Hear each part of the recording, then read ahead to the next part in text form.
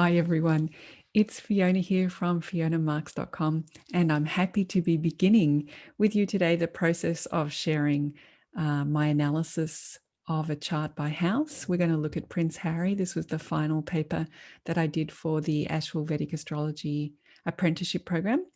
And for those of you who haven't seen it before, I'm just going to share with you that this is all on the blog.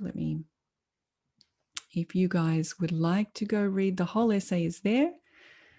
You can see it all here in the blog. You just need to click on this category here, Prince Harry, and everything will come up. But if we scroll down to look, at the first house, we're going to go through this in more detail. And we're going to, of course, need to look at the chart at the same time because, we're not just talking in words. We want to see it anchored in the data that's there in the chart. So let's begin. The first house, to recap, is a house that we can use to see the karma that is affecting the person's body, their personality, their life path, and their sense of self-esteem. So those are the kind of things that we're going to look for, understanding what karma is showing up there. And it could also shed something about their health because it relates to the body. It might tell us something about their health or vitality. When analyzing a chart, one of the things that we want to look at is the prosperity and annihilation of the house. And this is a formula given to us in Brihat Parashara Horasastra that weighs up the factors affecting the house and affecting the house lord. And if you have seen the video already, or you might want to go back and have a look, if you want to, the house analysis table spreadsheet, you can use that to fill in all of that data and work out the prosperity and annihilation. So you can see here we've got 4 indicators for prosperity, and they are that the planet that rules the house is in a young or adult state, that the house is conjunct with a benefic, that the house is aspected by a manifesting planet, which in this case is Jupiter, that benefic that's on the house, and the house lord is aspecting its own house, always a bonus. So those are our 4 points for prosperity. And for annihilation, we have 6 points, largely contributed by the 4 malefic Rashi aspects, but also by the fact that the house lord is asleep and that the house lord is with a malefic planet, and that is true. So now that you've seen that calculation, and this is available on the shop at the website if it's something that you want to pursue. That's how we came across this statement in the first paragraph, that the house has a prosperity score of 4 and annihilation score of 6. So it's, middling. And let's try to reflect on Prince Harry's life. He is a redhead and he is medium height, medium build. There's nothing particularly remarkable about his appearance. He's used his body as an athlete and a soldier, but it's not really what he's famous for. And although he has been famous since birth, his personality is perhaps a little more reserved, and it's taken time for him to share himself with the world. And it's also taken time for him to develop his life path, in contrast to his older brother, who will be king and has a very clear life path. So we can already see that, exactly as we thought from the prosperity and annihilation, this is a middling, medium, average kind of house, and therefore the person's body reflects that. It's a perfectly average, functional, good body. But we can see some other factors here when we reflect on his life, that taking time for him to perhaps embrace and find that life path. So let's see what other indicators are supporting that. And first of all, I'm going to examine the sign to try to see what's going on in the field of this person's, where their first house is growing. So in this case, that's happening in Capricorn. That's an earth sign that is Tamasic and Arthur in nature. This means that it has a natural focus on problems. The Tamasic view is to look at the reality of problems. And Arthur is, predisposing us towards hard work, that, life is responsible and it's about doing the work. One of the things that I really enjoyed in the Asheville Vedic Astrology apprenticeship course, our very first course, Rices and Signs course, was the descriptions of the fields coming from, I think it's from Jaimini's Yavana Jataka, but I am happy to be corrected. But Capricorn is described as places of wilderness, forests, woods, and marshes. And to me, this always indicates that there are plenty of natural resources in Capricorn, but they require that hard work, that Arthur energy to tap into them and to extract the natural resources, the wealth that's there. These indicators of Capricorn contextualize Prince Harry's challenges in finding his personal life path. On one level, it's been clear since birth, meaning that his role has always been to be second in line to the throne if his brother was unavailable. And this speaks to Capricorn's rich natural resources, as we were just discussing. But on another level, his personal life path has been hidden behind this kind of duty or fated role, because his life path was only defined as being in relation to another person's path. And actually, obviously, everybody's hoping that person will fulfill their role, and therefore Prince Harry doesn't actually ever get to fulfill his role. So how does someone find one's life path when it is obscured by someone else's? And this is where we see the second part of the Yavana Jataka Capricorn places, which says that you can find your way through the wilderness. By following these paths and rivers, one can come out of the forest or through the marshes. And that's what Harry's had to do with his life path, is follow that breadcrumb trail. It hasn't been a big, wide, signposted with glowing lampposts kind of life path. It's something that his true life path, he's had to pick out of the forest and the wilderness. Now let's have a look how that's backed up by the planet. So the planet in this case that owns Capricorn is Saturn. So that's why the indicators for Saturn become really important. No matter where Saturn is in the chart, it's always going to be linked to the first house because it owns that house. Saturn is also Tamasic. It's cruel, it's dry, and of the air and earth element. It is an indicator for grief, misfortune, hard labor, adversity, discipline, endurance, time, and for success through hard work. So that's pretty tough bunch of indicators there. But this is, Saturn, astrology has to represent everything that anybody could ever ask a question about. So we have to have karakas that represent all of the misfortune that can also occur. And when you think about the closest planets and the furthest planets, Saturn is that furthest planet away to the naked eye. So all of those things that we want to be far away from us, the misfortune and the hard work and the discipline and the loss, that's all the furthest away. And so Saturn holds all of those for us. Of course, it ends up being a double indicator in Prince Harry's life, because not only has the sign got these kind of Tamasic Arthur elements, so also does the planet. So the same, making life a bit more difficult. If you remember in those planetary house analysis tables that we were looking at with all that detail, the things that I've grouped together in a subcategory called ease are all of the moisture and the water elements.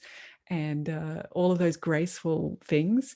And in the discomfort subcategory, I've put in there the dry, cold, hard, and Arthur hardworking elements to Masik. So this has definitely got a bit of discomfort feel about it because there's not that moisture of grace there. We can reflect that Harry is famous for a life path that is marked by the loss of a parent at a young age. He was also born into a royal title of prince that one might imagine to be a great blessing. And yet, from what he has shared of from his own perspective, it seems that he has experienced it as a heavy burden. And we can note that part of the reason for that is Saturn has here 172 points of Kala Bala, or 256% of the required Kala Bala. And Kala Bala indicates which experiences groove most deeply into our memories, which of them get engraved most into what we remember. It's based on how often that planet hits its day of the week, its month of the year, its year of the planetary cycles, its hours of the day. So when as the more it resonates with its time color, the more those impressions are able to deeply be stored inside. So from this score, we can see that Saturn-related things such as loss and grief and adversity and burdens are going to make a strong impact on this person. Saturn is also in Yuva Baladyavashta, meaning that this karma is active in this lifetime. But Saturn is Shushupti in the Jagradiyavashtas. So this karma that relates to Saturn is going to really make an impression. It's going to be active because being such a, adult young karma, but it's going to take him by surprise. And this is a fitting description of what happened with losing his mother, because it took place during summer holidays, a time of carefree abandon, of no responsibilities, and something where his mother was not in any danger from his perspective. So it would have definitely come as a shock and surprise. And then we have some analysis here of looking at the different elements that were leading up to the time around that death. So we can see that Saturn was transiting Aries, which is Harry's fourth house, the house of his mother. Mars, the ruler of Aries, was in the fourth house, was transiting Scorpio, where Prince Harry has K2, and that's the node associated with separation and loss. Whoops.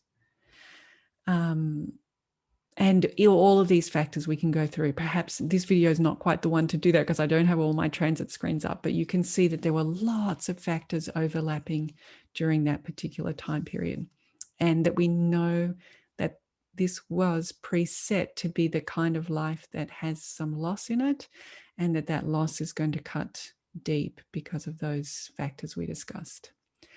Now, as well as that, we have another planet in the house too, which is Jupiter. And Jupiter is almost the opposite of Saturn. And of course, actually, no planets are really opposite of each other. But when you think of Jupiter, it's this expansive, gentle, optimistic planet. It's Kaphic and it's sweet, and it's got that fire and ether element. So very different to the mix with Saturn, and that's why Jupiter is debilitated in Capricorn, and that's why it's debilitated here in Prince Harry's chart. Jupiter in this chart has almost 0 points of, there you go, of Ayana Bala. Ayana Bala is how we deal with conflict, how we confront things in our life. And when we have good Ayana Bala with Jupiter, we're able to see with Jupiter's wisdom the importance of a conflict. And maybe you can think about this like the Bhagavad Gita, where Krishna takes the time to explain to Arjuna why this this gruesome conflict that they're about to undertake is important. But without Ayana Bala for Jupiter, one just can't see the meaning in conflict. It can't see the reason to do it. So that makes it hard to confront things and resolve things. So it shows that he will probably have little capacity to see the purpose of adversity and will instead feel overwhelmingly depressed and demotivated in the face of difficult conflicts. This could explain Harry's depression in relation to his mother's passing. At the time of such a shock, Jupiter was not able to provide Harry with the big picture that would give the experience meaning. Instead, he blamed the media for Princess Diana's death, and the prince acknowledged that he completely blocked his emotions for years. An ostrich policy that resulted in severe psychological effects. Those are his quotes, or his quote from an article. And I think the ostrich policy is a great analogy for Jupiter in Capricorn, because Jupiter wants to be expansive and to have this vision all around, to see the big connection of everything. And Capricorn, with its Tamasic energy, puts Jupiter looking down at the earth, which is not a natural place for Jupiter to look, and it leads to depression. You know, Jupiter's got that hope when it's looking up and expansive, but when it's forced to look down, it feels hopeless. However, we could say on a lighter note that perhaps it's Jupiter that gives Harry his kind of orange hair, which I'm a big fan personally, because Jupiter's color is orange. So maybe that's a little bit indicated for his hair there. And the final thing that we look at for each house analysis in these essays is how are the yogas created by the planets. So there's two really obvious yogas that we can look at for every single house. One is the ascendant yoga, which is the combination made by the ascendant or by the planet. So in this case, Saturn rules both the first and second house of the Capricorn ascendant. So we'll examine that. And we can also look at the Bhava yoga, where the planet has gone in the chart. So the first one is the ascendant yoga. Saturn rules both the first and second houses. This links a person's life path with responsibility and makes them hardworking. And I think that's definitely reflected in his life. He's been involved in service and duty just by being born into that service kind of role. And then when he was given his own choice about career, he ends up going into the military, which is another role that is very responsible and hardworking. So I think you can see that that's clearly in his personality. And Saturn has actually ended up in the 11th house of Prince Harry's chart. So this links together the person's life with their dreams, ambitions, and with influential people. And their older siblings, of course, the 11th house. It's definitely his life has been linked with his older brother. We can see that he's had access to influential people since birth. And his ability to achieve his own ambitions has been challenging because, on the one hand, he is a prince. He does have access to wealth and privilege. But on the other hand, he has to sacrifice his own ambition. By definition, he's the spare. So he can't really pursue his own role yet, or hasn't been able to until recently. And this is typical of the work of a malefic planet in the chart. It makes the person work hard for success. And we can see that not only with this being a malefic, that it doesn't give away freely its boons, but also with it being Saturn, it definitely indicates that things take time. And Saturn's the slowest moving planet. This person's life path, it was probably always going to take time to become clear, because Saturn is the slowest moving planet and it's going to take time. And during that period of leading up to that, the person is going to feel that they're lacking and, question their own self-esteem, because having Saturn as the ascendant planet naturally fills the person with doubt about their ability, or makes them aware with the Tamasicness of Saturn and Capricorn of the reality of flaws, in which we all have, but Saturn is just really focused on that real reality of flaws because it's got that Tamasic view onto the hard earth of Capricorn. So I hope you can see by going through each house how we can bring these indicators together and turn something like the data that's in here, which is all numbers, we can begin to see what's really resonating by coming up over and over again. So you can see that in this chart, for example, we could say overall, there are elements of both ease and discomfort. They're about half and half. And that's exactly what we're saying, that it's a prince, which is great for your life path, but it brings all this other discomfort as well that maybe one wouldn't imagine is there. But anybody that reads Prince Harry's biography can tell that it is.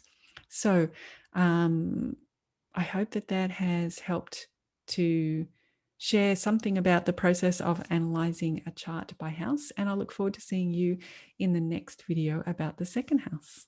Okay, until then, let me stop sharing so I can say goodbye to you properly, and I'll see you in the next video.